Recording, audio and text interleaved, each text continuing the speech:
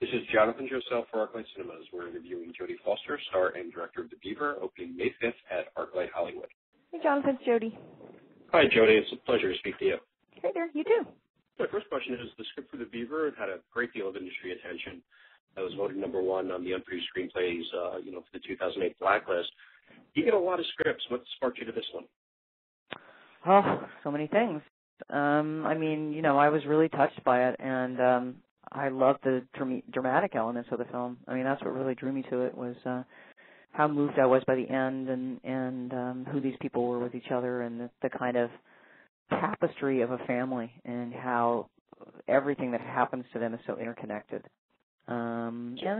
These characters that are all alone and dealing with their aloneness. Spiritual crises. I like to make movies about spiritual crisis, and this one really resonated with me.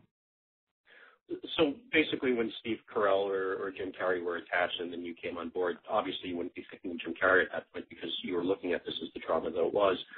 Were you looking at other actors, or were you thinking of Mel Gibson as the lead role for Walter the entire time?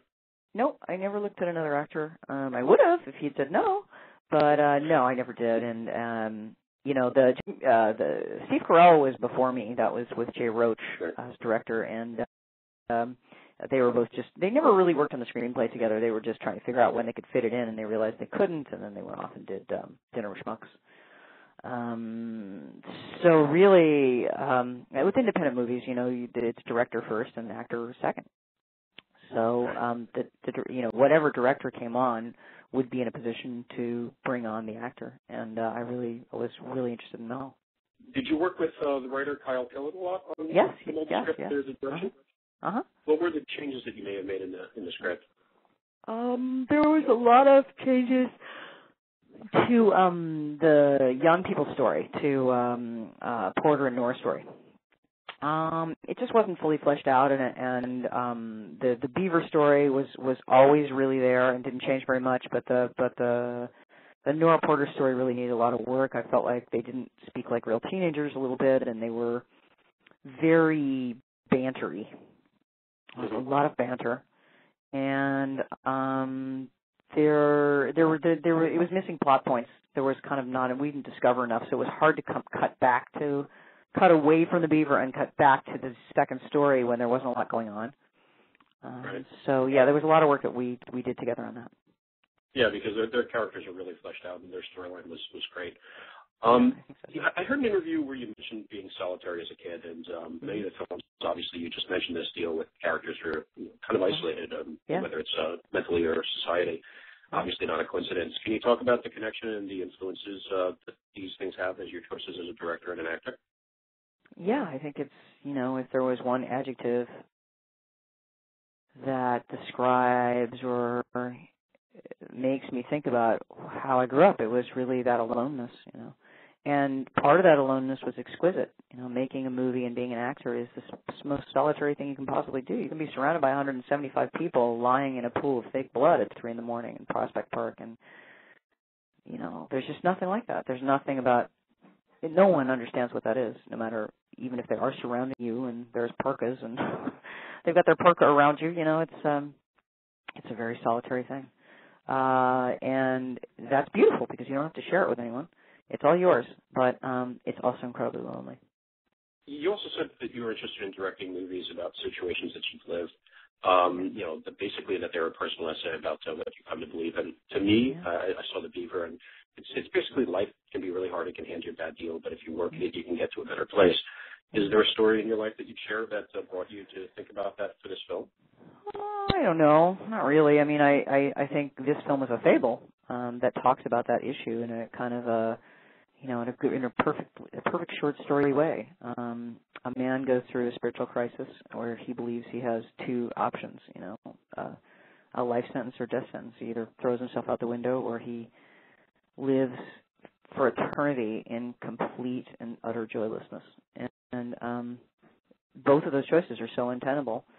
And what he finds is a survival tool to get him through it. And I think we all have survival tools that we use to get us through untenable, soul-killing experiences. And the survival tools are wonderful because they love you and they're intimate, and they know you, and they helped you live, and you want to live. But eventually, the survival tool has a lot of impact, and it's destructive in your life. So I feel like my movies, in some ways, are, the subjects that they deal with are my particular spiritual crises. And by examining all of the characters in them from their perspective, and by choosing the costumes and choosing the music and obsessing about them and living with them for 2 years and asking every single question, there is nothing about that spiritual crisis that I haven't faced. And I think it allows me to change and evolve through as a better, more evolved person instead of running away from the crisis. So you're using the films in order to not I shouldn't say better yourself, but you're using the films in order to explore yourself and find the next step. Yeah, and I think every director does, every auteur director does, certainly. And they have different things to learn. I mean, obviously Martin Scorsese the moral to his story is, and then I got better. That's not the moral to his story. Everybody has a different path, and but I find that with the directors that I really love, it's almost like they're refining the story of their lives over and over again with every telling. Well, that leads to another interesting question in terms of Mel Gibson is a very accomplished director. What's it like directing an accomplished director and acting with an accomplished actor to try and get yourself through that story the way you want to tell it? Yeah. Well, it's amazingly easy. I mean, I'm so lucky. Any director will tell you that it's magnificent working with an actor-director because they really understand the exigencies, the technical exigencies, and storytelling, and that it's the director's medium, and they're there to serve you. They really understand what that service is, and they want to help the director tell his story.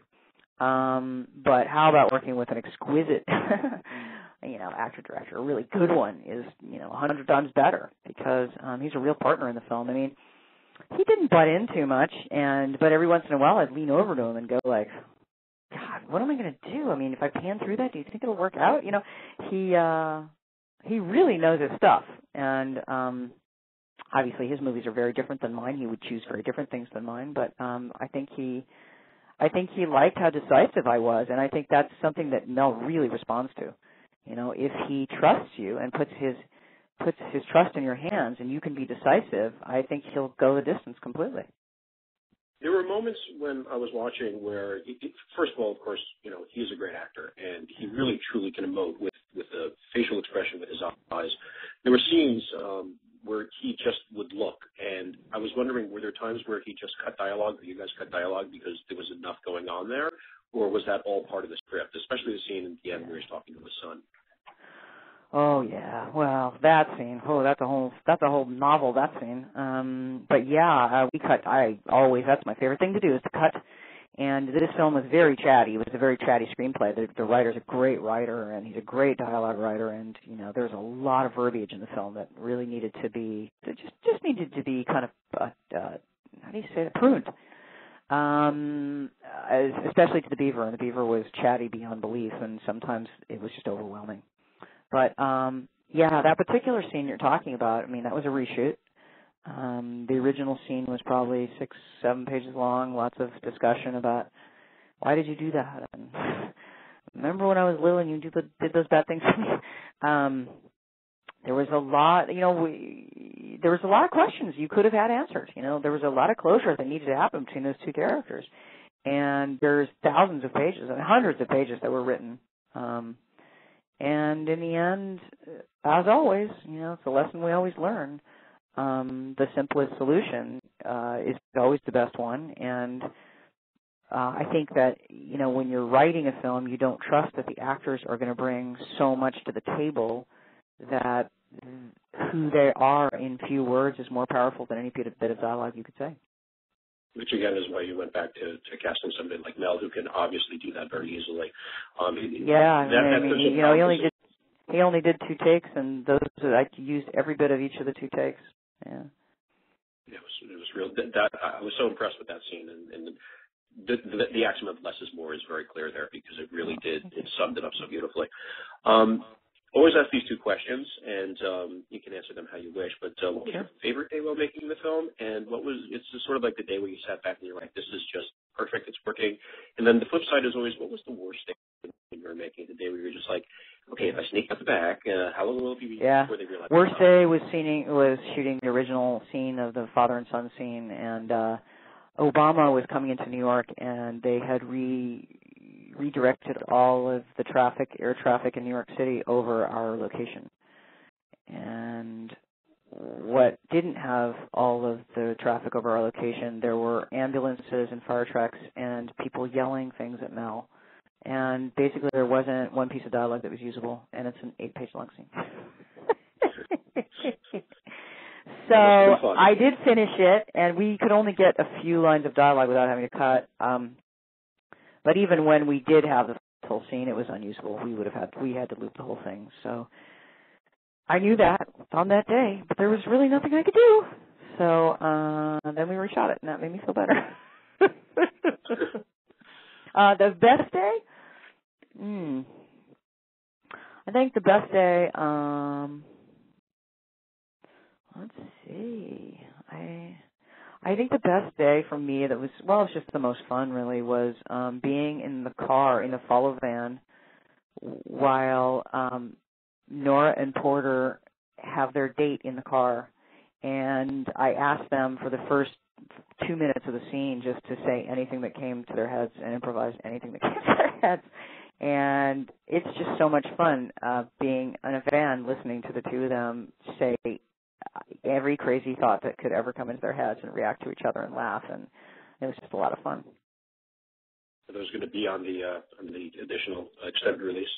Definitely not. No. None of that will make it in. I mean, there's a couple of scenes that are in the bonus, I suppose, for the DVD, and those are scenes that were great, but in terms of the tone, they were too comedic, and they were not appropriate for that particular time in the movie, so we had to pull them out.